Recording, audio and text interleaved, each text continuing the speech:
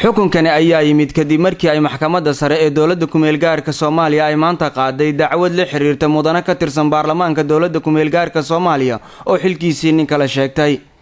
Mas'uuliyiinta maxkamadda ayaa sheegay in ay markii horeba sharci darro ahayd in dacwadda loo soo gudbiyo maxkamadda sare mar haddii ay dhammaatay muddada qaadista dacwada oo ah 3 maalmood gudahooda. ay dhaaftay muddadii dawaanka lagu qabsan karay ama lagu dacweyn karay jagada xildhibaanimada ee uu hayay sida uu qabo qodobka 29 ee 1960 lala akhriyo qodobka 71 عقدي سلوات ومتي سلوات حاجة حقي جبان دوسر يسوي أنبياء وقع عليه إنه الستة تريد يقولون ولو قصن كرو لو تعويض كرو جكذا جبان هذا.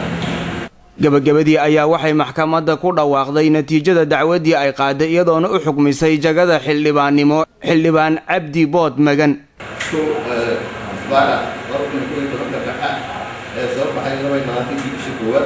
تلك الله حيبي عبد الله مغن بود عبد الله مغن بود أيام سي أنا يا ديرانك صحيح كسورياسة وكانت أيدي عبد الله حنا